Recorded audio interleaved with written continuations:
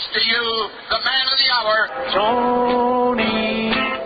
Hello and welcome back to At the Gates. I am your host Tony, and with me today is a guest who will be appearing later, and potentially two, but for sure one. I'll spoil it a little bit. His name is Cole Atkins, and for those of you in the know, you will know his home ballpark. And the reason why I am meeting up with Cole today is because I am at said home ballpark, and that is Great American Ballpark in lovely Cincinnati, Ohio. And I thought when I was going to say those words earlier that I would be kind of facetious in doing so, but I got in last night, took a little bit of a walk around the ballpark area, then today went to a record store and of course a vegan restaurant, and then looked at what they call Fountain Square, and it's not a joke. Cincinnati is pretty legit. I like it. At least the areas that I've been to are very nice. I'm staying just across the river over in Covington, and that is Kentucky. So yesterday and today I did a first, and that is biking from one state to another. It's about a mile from the apartment, from the hotel to the ballpark. So not bad at all, and really there's no stops, so it took me maybe 10 minutes to get here, probably even less. I'll say it again, I like Cincinnati. So far, like I said, went record store shopping, picked up a couple records, and I will let you know that there should be a video on YouTube here pretty soon. I think it's going to be similar to the one that I did about Minneapolis. I might put an audio track over and give a play-by-play in some sort of narrative way, or maybe I won't. Who knows? But you can see the details in that. But what I just did was got back from the hotel after letting the dog out, because I was actually at the ballpark before that.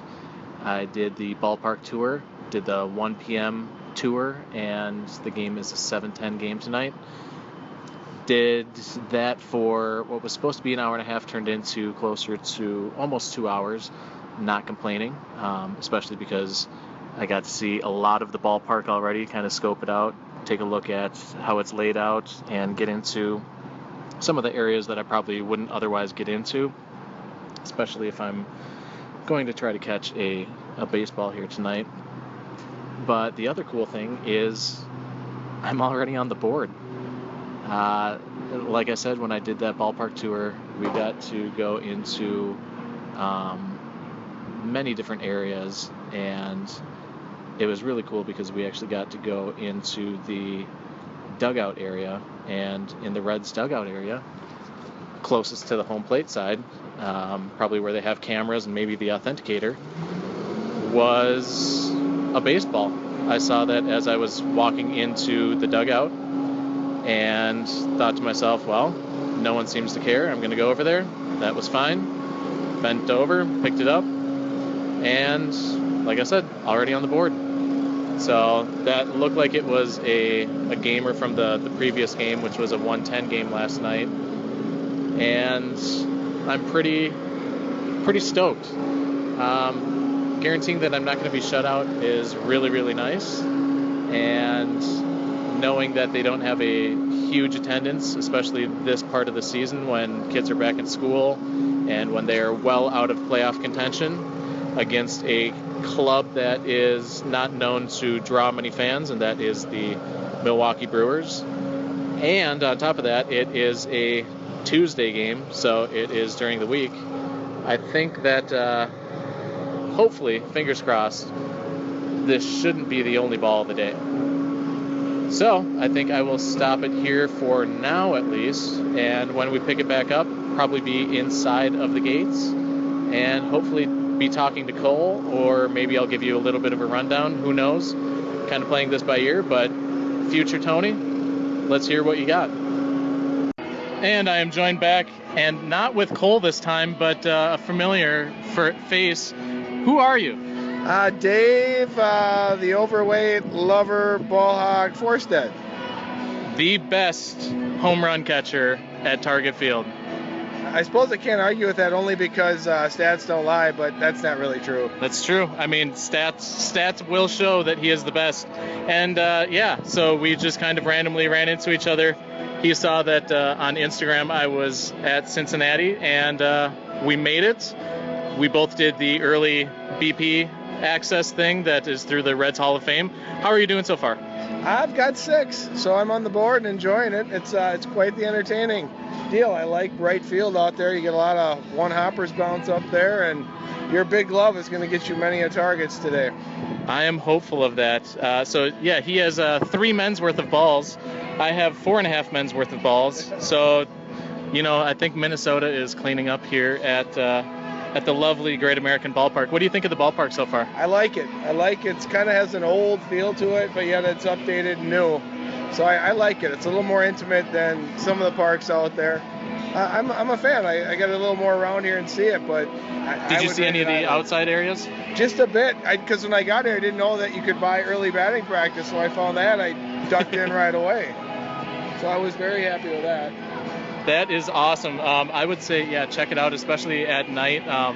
They light up the bridge. They have some fountain things that shoot up water just to the west of the ballpark. It is really beautiful. I know that Target Field has constraints because of its size and location and imprint that is possible to develop, so there's not the possibility for them to do much like they have here, but I'm really bummed out because even in Cincinnati they're making use of water, and the land of 10,000 lakes still isn't, and I am very bummed about that. I agree with that. I absolutely agree. You think that would be a theme somehow?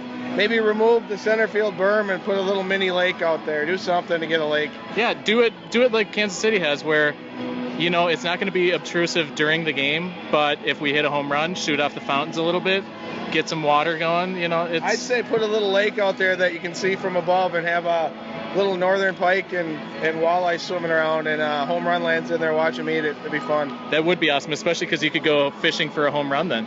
Literally. I like the idea. So we are going to go back to maybe catching some more baseballs. Maybe I'll give an update later on. You going to be around? I shall be. Sweet. So you'll probably hear from us later on. Woo! All right, I'm back with a very special guest.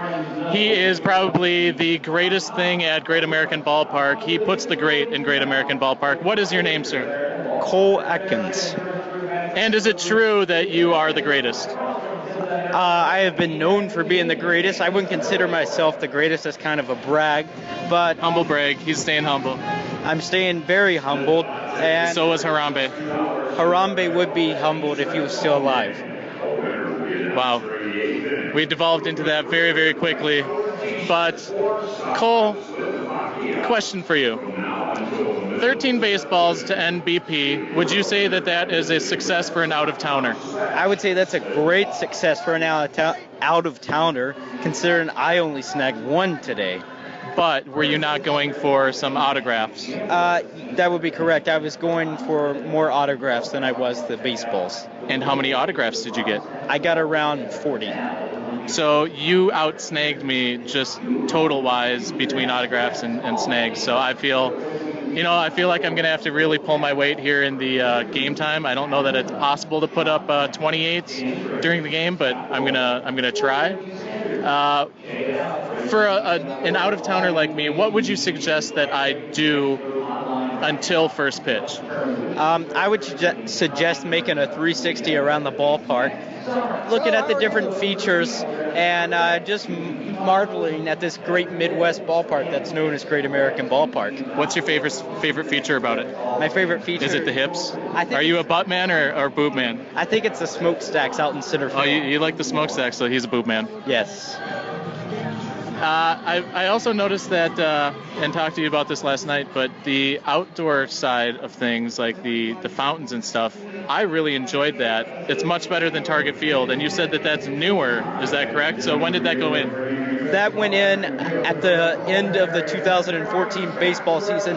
Any reason in particular? Was anything happening next year? Actually, the All-Star Game was happening next year. So the All-Star Game basically pumped money and made things look prettier around here. Yeah, it did. As it does in most cities, it kind of marveled around this whole ballpark, and kind of similar. I went to DC earlier this year, and they're doing the same thing. They're remodeling around that area. So that was what was happening in 2014.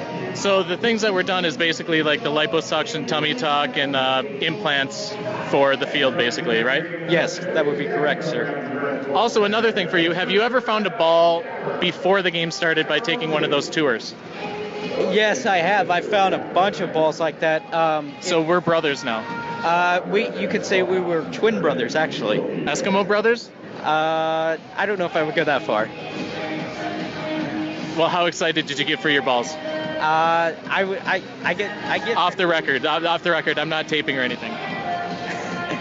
See, it's blank. It's a blank screen. I get very excited for balls. Balls to the walls, 24/7, 365. You heard it here. You can just take that clip. He gets excited for balls. So I think by saying that you were Boob Man, I may have been a little bit out of line. So I apologize for that. Anything else that you want me to know about your stadium? Just maybe something that I wouldn't know, either can't really see. Maybe the intangible, something that other fans might not know about. What other fans might not know about the stadium is actually a fairly large stadium. For the outfield area, for it to be so small, it actually holds about 45,000, but yet down the line, I know of high school fields bigger than this field. So that's kind of an unknown quirky fact of the day. So it's kind of like a small field on steroids, like a high school field on steroids, is what you're saying? It's like Mark McGuire in 1989, and then there's no way that was steroids, too. But the transformation is Mark McGuire in 1996. So getting into the juicing, it's like you're in this processing of the juicing of the stadium. Wait, you're saying juicing means taking? I thought he was just a really big fan of juices. He could be a big fan of orange juices, apple juice, grape juice. Why are you only saying the fruits? There's vegetable juices too. Tomato juice, cucumber juice. Tomato and cucumber are both fruits. Move along. Kale juice. There we go. That's up your alley. I stay away from that. Why would that be up my alley? You seem like a guy that would enjoy. I actually hate kale. That actually is. I'm a vegan who hates kale, so I'm kind of a masochist like that. I hate myself a little. You're kind of like an outsider when it comes to the vegans. That's true, and I also don't like avocados, and I'm not a really big fan of bananas. So that's basically strike 3 against me as being a vegan. So I don't know. I'm kind of a fake, phony vegan. Maybe you're kind of like as you said, a fake, but might have skipped that. Faux? Is that what you're thinking, or what? Or poser? I think you're a bandwagon when it comes to vegan. Oh, snap. Wow. So, all right. I think that's it. Cole, you have a great day. I'll miss you. Anything you want to say to the fans? I know there's millions listening. Tune in every Sunday night for Ball Hawk Talk, 8 o'clock Eastern, 7 o'clock Central. You can come see myself and my wonderful host, Larry Larson. Do you want to say any smack talk? Because on his episode here, he talked some smack about you. Do you want to say anything about Larry? No, I'm going to be a little bit more mature when it comes to smack talking. I'm just going to be quiet. You're taking the high road like Pete Rosewood, right? I'm taking the high road, as you said, like Pete Rosewood. Except I don't dab into the 16-year-olds and 14-year-olds. Do you bet on yourself? I plead the fifth. Okay. All right. Thank you, Cole. I'll miss you. Come to Target Field soon. We'll be best of friends. Bye.